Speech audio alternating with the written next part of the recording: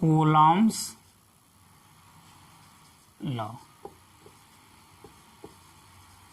Coulomb's law क्या है? It is related to electric force. It is related to electric force. Electric force बोलें, coulombic force बोलें या electrostatic force बोलें, एक ही बात है। कूलम साहब के नाम पे जो है इसको कूलम्बिक फोर्स भी बोलते हैं और इसी को इलेक्ट्रिक फोर्स भी बोलते हैं और इसी को जो है हम लोग इलेक्ट्रोस्टैटिक फोर्स भी बोलते हैं। तो देखिए 9th में जो है हम लोग जो है ग्रेविटेशनल फोर्स देखे थे। ग्रेविटेशनल फोर्स क्या होता है? न्यूटन्स लॉ ऑफ ग्रेविटेशन में एफ जी को है ना, अब वहाँ पे हम लोग क्या देखे थे? जो ग्रेविटेशनल फोर्स दो बॉडी है ना, दो body having some masses m1 m2। Gravitational force related to mass. Matter का दो बेसिक प्रॉपर्टी है ना, मास और चार्ज। मास से रिलेटेड फोर्स हम लोग क्या बोलते हैं? मास से रिलेटेड फोर्स को ग्रेविटेशनल फोर्स और चार्ज से रिलेटेड फोर्स को हम लोग क्या बोलते हैं? Electric force. तो देखिए दो बॉडी है और दोनों बॉडी के पास कुछ मास है। दोनों बॉडी जो है एक दूसरे को क्या करेगा? अट्रैक्ट करेगा। और ये मान और जो जिस फोर्स से अट्रैक्ट करेगा उसको जो है हम लोग एफ जी बोल दे रहे हैं। जी जो है यहाँ पे जो सबस्क्रिप्ट में लिए हैं इसका मतलब ग्रेविटेशनल फोर्स। और मैग्नीट्यूड में दोनों सेम होगा है ना, डायरेक्शन में अपोजिट है क्योंकि दोनों आपका क्या है, ये जो है एक बॉडी दूसरे बॉडी को अट्रैक्ट कर रहा है, अट्रैक्टिव नेचर का फोर्स है। और मान लेते हैं इसके बीच का जो सेपरेशन है वो क्या है? आर है। तो according to Newton's law of gravitation, gravitational force F G क्या होता है? Directly proportional to m1 m2 और इनवर्सली प्रोपोर्शनल टू क्या होता है? Are square. आर क्या है? Separation between two masses m1 and m2। और इसको हम लोग यहाँ कंबाइन करते हैं तो ये क्या आता है? m1 m2 by r square. यानी इन दोनों को हम लोग कंबाइन कर दिए है ना, फ्रॉम 1 एंड 2। तो यहाँ से हमको क्या मिल गया? m1 m2 by r square. और ये प्रोपोर्शनलिटी साइन हटाते हैं तो कोई कांस्टेंट लेते हैं, प्रोपोर्शनल कांस्टेंट। तो यहाँ पे प्रोपोर्शनल कांस्टेंट जी ले लिए तो हमारा फॉर्मूला क्या बन गया? G m1 m2 by r square. और ये कैपिटल जी के बारे में आप लोग जान ही रहे हैं। इसको किस नाम से जाना जाता है? Universal gravitational constant. Universal gravitational constant. और इसका वैल्यू कितना होता है? 6.67 इंटू 10⁻⁻11 न्यूटन मीटर स्क्वायर पर kg स्क्वायर। ये वैल्यू प्रैक्टिकली फाइंड आउट किया गया है। 6.67 इंटू 10⁻⁻11 है ना, ये वैल्यू जो हमको मिला है वो एक्सपेरिमेंट से मिला है। और देखिए जी का वैल्यू जो है किसी भी पैरामीटर पे डिपेंड नहीं करता, ना तो टेम्परेचर पे, ना प्रेशर पे, ना हाइट पे, ना किसी मीडियम में है ना। चाहे वो दोनों मास को आप किसी भी मीडियम में रखें है ना, चाहे वो एयर मीडियम हो या यही दोनों में मास को सेम सेपरेशन पे पानी के अंदर भी रख दें तो ग्रेविटेशनल फोर्स इतना ही, मतलब ग्रेविटेशनल फोर्स सेम ही आएगा। एयर के केस में दो, मान लीजिए कि दो बॉल है, दोनों एक 1 kg का है और उसके बीच का सेपरेशन 1 मीटर है, और तब जो ग्रेविटेशनल फोर्स मान लीजिए कुछ वैल्यू आ रहा, मान लेते हैं एक्स न्यूटन आ रहा है, तो अब वो सेम सिस्टम को अगर आप जो है पानी के अंदर भी रख देंगे तो उसका वैल्यू सेम आएगा, उसमें कोई चेंजेज नहीं होगा। क्यों नहीं होगा? क्योंकि आपका जो ग्रेविटेशनल कांस्टेंट जी है, कैपिटल जी यूनिवर्सल, वो आपका जो है किसी भी मीडियम पे डिपेंड नहीं करता है, किसी भी चीज़ पे डिपेंड नहीं करता है। यानी हम लोग कह सकते हैं it is independent of all the parameters. It is independent of all the parameters.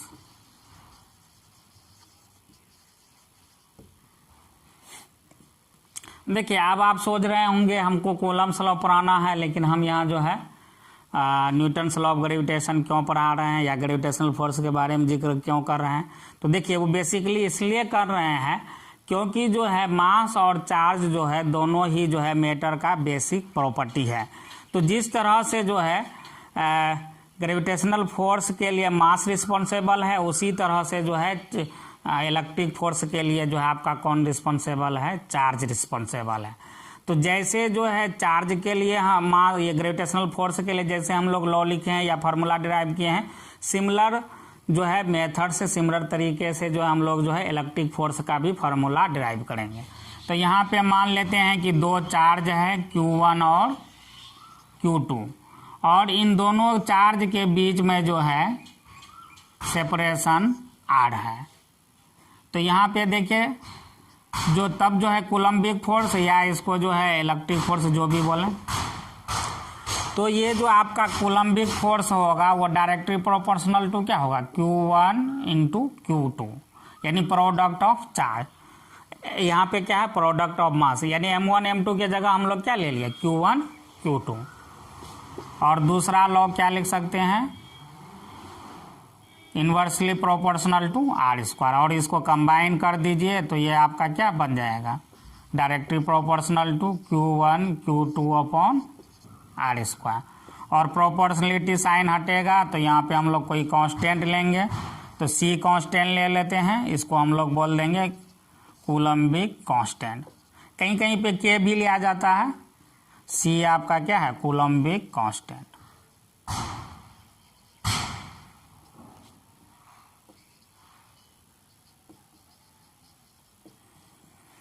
और इस लेकिन यहाँ पे वहाँ से सिर्फ अंतर ये है, इस कूलम्बिक कांस्टेंट का वैल्यू जो है वो आपका फिक्स नहीं होता है, ये मीडियम पे डिपेंड करता है। इसका वैल्यू जो है अलग अलग मीडियम के लिए अलग अलग होता है ना। एयर के लिए जो है इसका वैल्यू होता है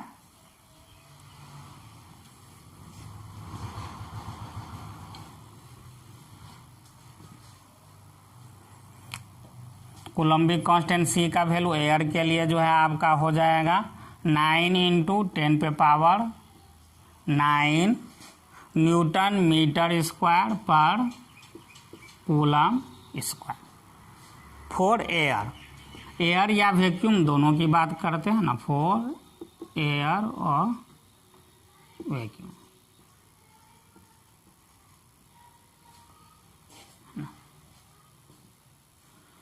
अलग अलग मीडियम के लिए जो है इसका वैल्यू जो है आपका अलग अलग आता है। अब देखिए इसको जो है और हम लोग जो है एक्सपेंड करके लिख सकते हैं C = 1/4 पाई एप्सिलॉन। इस सिंबल को हम लोग जो है एप्सिलॉन बोलते हैं।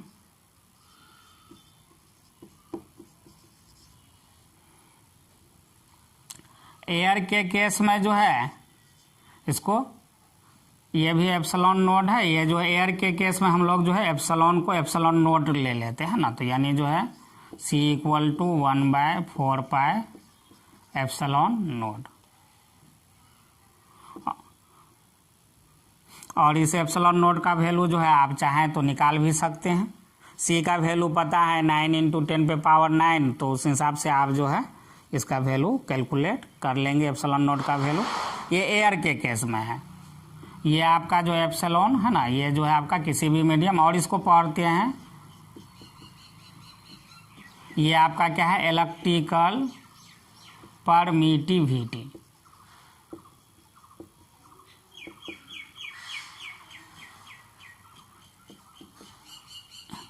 इन अ मीडियम, किसी भी मीडियम में जो है इलेक्ट्रिकल परमिटिविटी के लिए सिंबल हम लोग एप्सिलॉन लेते हैं, epsilon naught. Electrical permittivity in air और फ्री स्पेस, इलेक्ट्रिकल परमिटिविटी इन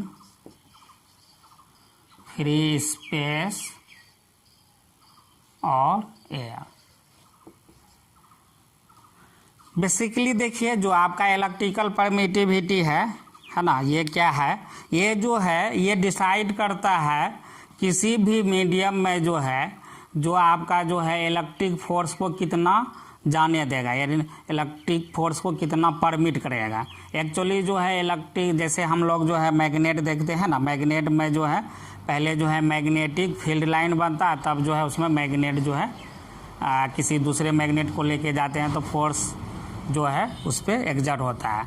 तो यहाँ पे भी जो है हम लोग जो है इलेक्ट्रिक फोर्स से रिलेटेड जो है इलेक्ट्रिक फील्ड लाइन पढ़ेंगे, क्योंकि 10th क्लास के सिलेबस में नहीं है तो इसलिए जो है यहाँ पे उसको हम डिस्कस नहीं किए हैं। लेकिन जो है जो 12 क्लास वाले हैं उसके लिए अलग से सेपरेट वीडियो बनाएंगे, तो उसमें जो हम लोग इलेक्ट्रिक फील्ड को डिस्कस करेंगे।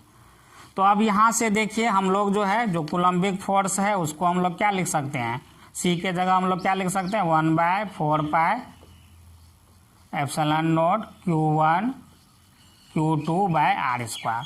ये जो है फॉर एयर के लिए लिखे हैं।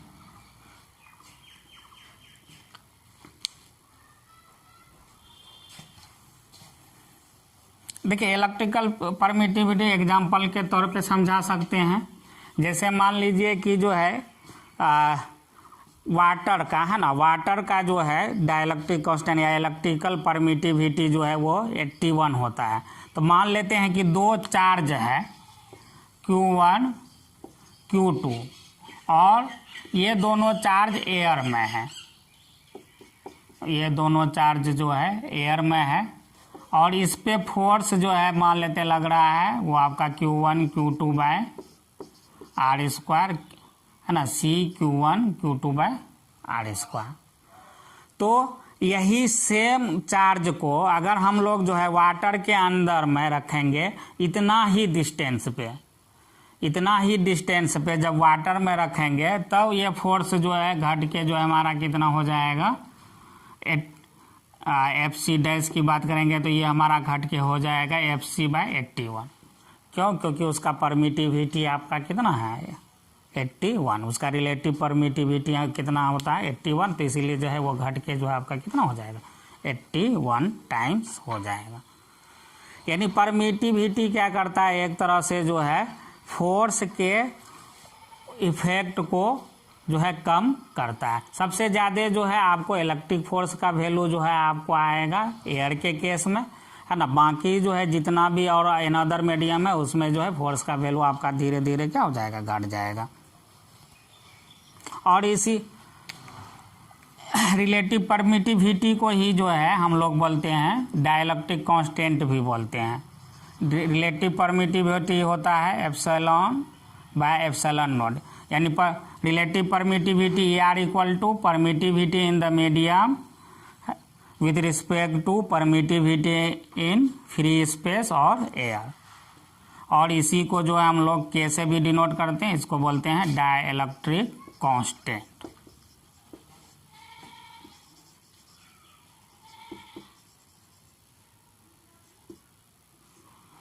डाइलेक्ट्रिक कांस्टेंट यानी कोई भी मीडियम जो है इलेक्ट्रिक फोर्स को कितना इफेक्ट करेगा।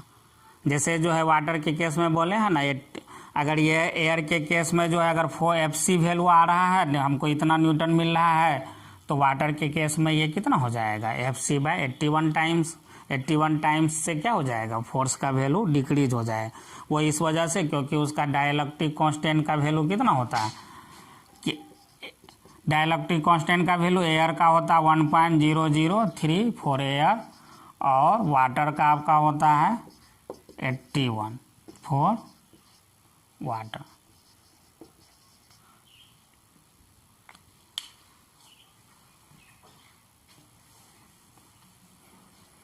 अब देखिए कूलम्बिक कांस्टेंट का हम लोग यूनिट कैसे निकालेंगे, तो यहाँ पे लिख लेते हैं FC इक्वल टू, देखिए क्या है C इंटू Q1 Q2/r²। तो C को CQ1 Q2 इक्वल टू क्या हो जाएगा, यहाँ से FC इंटू r², और यहाँ से C इक्वल टू क्या हो जाएगा FC into r² upon Q1 into Q2। तो ये कूलम्बिक फोर्स है, तो इसका यूनिट क्या जाएगा न्यूटन में, और आर जो है सेपरेशन है तो इसका यूनिट मीटर स्क्वायर, आर का मीटर होता है, और ये कूलम तो कूलम इंटू कूलम, तो ये आपका क्या जाएगा न्यूटन मीटर स्क्वायर पर कूलम स्क्वायर। तो ये आपका क्या हो गया SI unit of Coulombic constant है ना, एसआई यूनिट ऑफ सी क्या हो गया न्यूटन मीटर स्क्वायर पर कूलम स्क्वायर।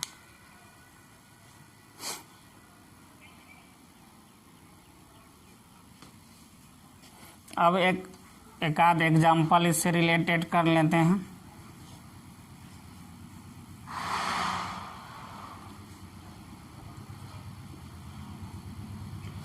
अच्छा, यहाँ पे एफ सी आपका क्या है,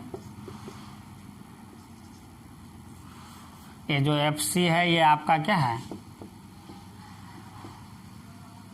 कूलम्बिक फोर्स, या इसी को हम लोग क्या बोलते हैं इलेक्ट्रिक फोर्स,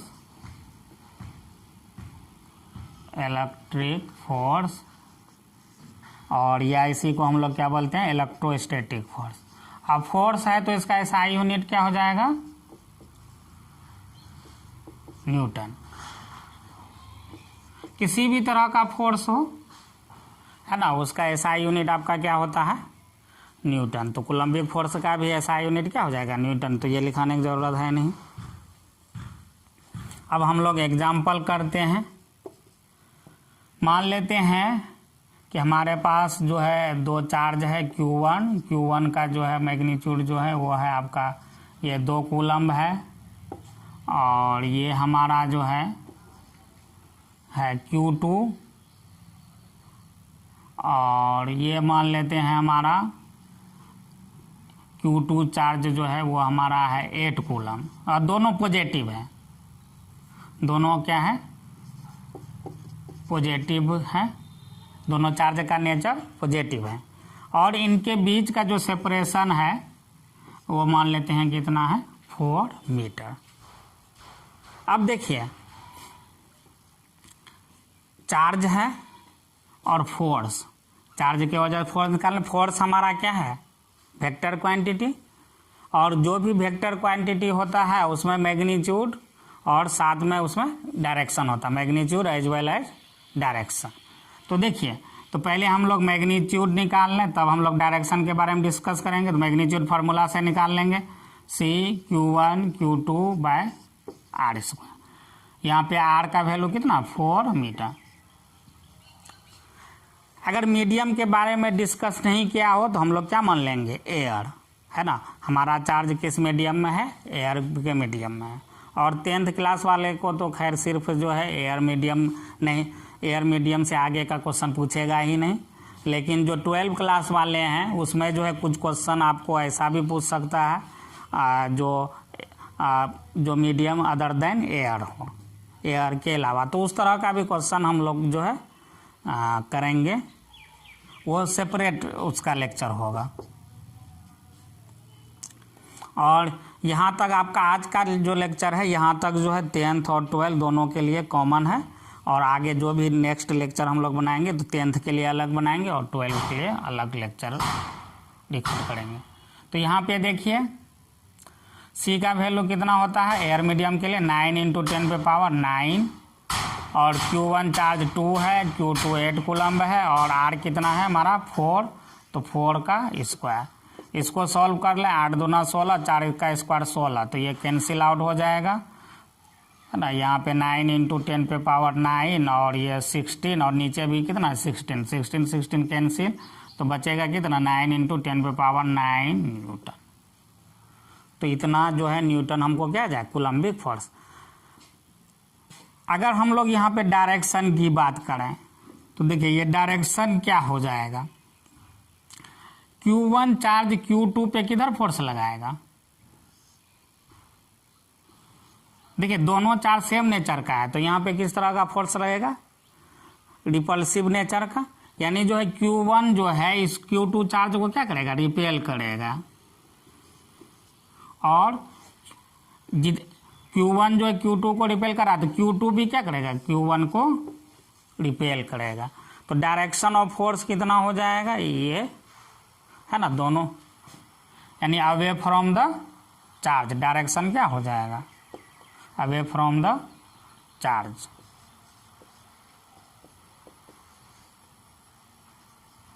यही मान लीजिए इसमें से एक चार्ज निगेटिव होता है ना, अभी तो दोनों चार्ज पॉजिटिव है, अगर इसमें से दोनों में से कोई एक चार्ज जो है आपका निगेटिव होता, तब क्या होता, मैग्नीट्यूड तो इतना ही आता, सिर्फ डायरेक्शन जो है वो आपका जो है बदल जाता। अगर इसमें से दोनों में से कोई एक चार्ज निगेटिव, चाहे ये Q1 या Q2, जैसे मान लीजिए Q1 -2 कूलम होता है और Q2 8 कूलम होता है, या Q1 2 कूलम और Q2 आपका -8 कूलम, तो उस केस में देखिए जो मैग्नीट्यूड है वो आपका फोर्स का वो इतना ही रहता, बस अंतर किस में होता, डायरेक्शन में। तब ये डायरेक्शन आपका क्या हो जाता, बदल जाता है। तब डायरेक्शन क्या होता, टुवर्ड द चार्ज। ये जो है इस चार्ज को किधर खींचेगा, अपने तरफ, और ये चार्ज भी इसको किधर खींचेगा, अपने तरफ, यानी तब डायरेक्शन जो आपका ये हो जाता।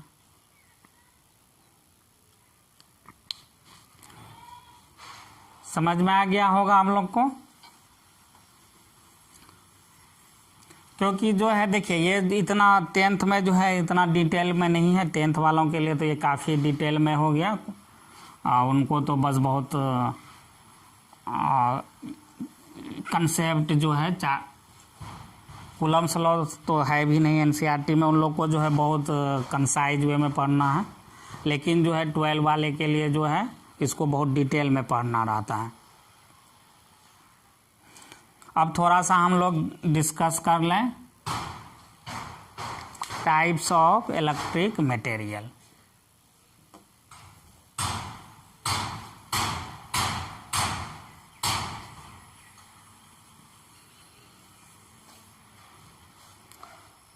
Types of electric material.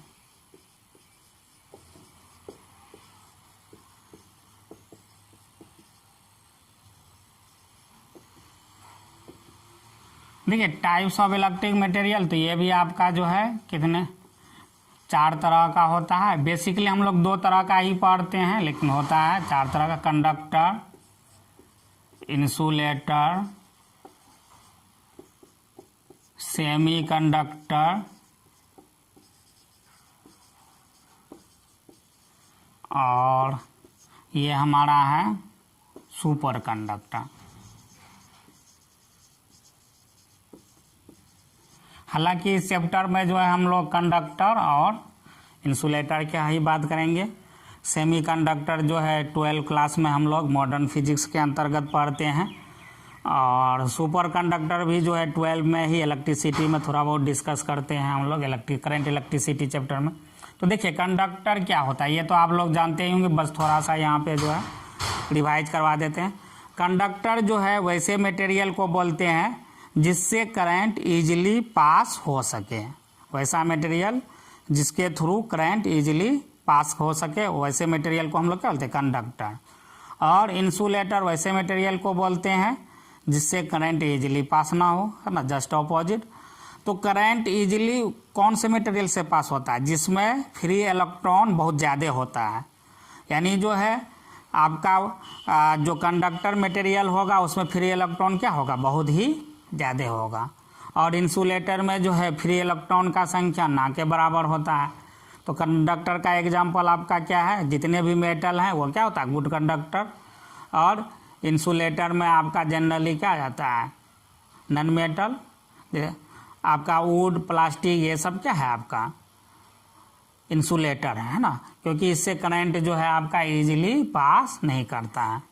Conductor वैसे मटेरियल जिससे करंट इजीली पास कर सके, या ऐसे भी कह सकते हुई जाए large number of free electron. और इंसुलेटर जिसके पास फ्री इलेक्ट्रॉन नहीं हो। इंसुलेटर में क्या होता है, इलेक्ट्रॉन बॉन्डेड होता है, न्यूक्लियस से बंधा हुआ होता है, वो फ्री नहीं होता है। जबकि कंडक्टर के पास क्या होता है, बहुत सारा फ्री इलेक्ट्रॉन होता है, वो अपने ईजिली मेटल जो ईजिली जो है इलेक्ट्रॉन को क्या कर देता है, फ्री कर देता है। तो मैक्सिमम जो है मेटल लगभग जो है आपका क्या है, कंडक्टर है।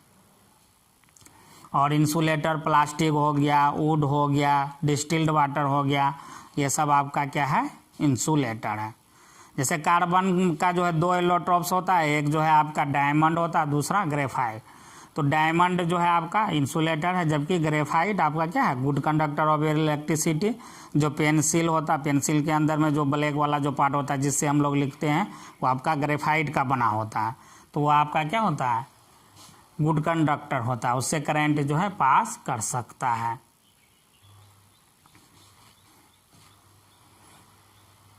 तो एक क्वेश्चन जो है, टाइम है ना थोड़ा, एक क्वेश्चन और हम लोग कर लेते हैं कूलम्बिक फोर्स से रिलेटेड। देखिए मान लेते हैं 2 चार्ज दिया हुआ है, ये है आपका +3 कूलम है ना, दूसरा चार्ज Q2 है ना, ये मान लेते हैं -2 कूलम दिया हुआ है ना, और इनके बीच का सेपरेशन दिया हुआ है 1 मीटर। तो फोर्स निकालें तो ये कितना हो जाएगा,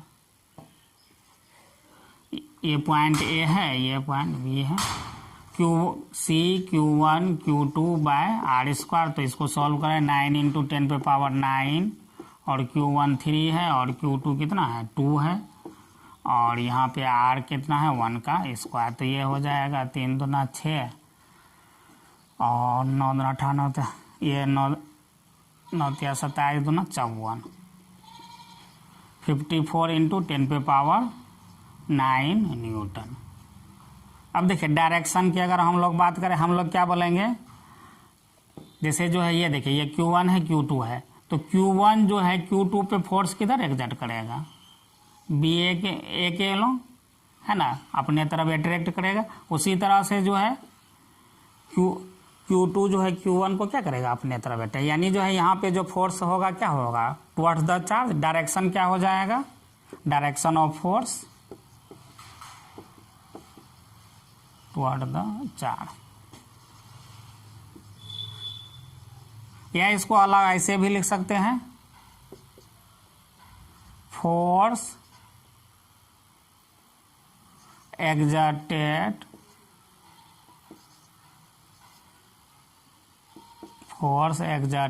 on Q2 by Q1। Force exerted on Q2 पे जो फोर्स एक्सर्ट कितना हो रहा है ना, force exerted on Q2 by Q1 के द्वारा फोर्स जो एक्सर्ट होगा ना, force exerted on Q2 by Q1 is along क्या है, BA, इधर है ना, इज अलोंग BA के अलोंग। उसी तरह से अगर इसके बारे में बोले, force exerted on Q1 due to Q2 या बाय Q2, तो क्या हो जाएगा, अलोंग AB। Thank you. फिर हम लोग नेक्स्ट क्लास में मिलते हैं।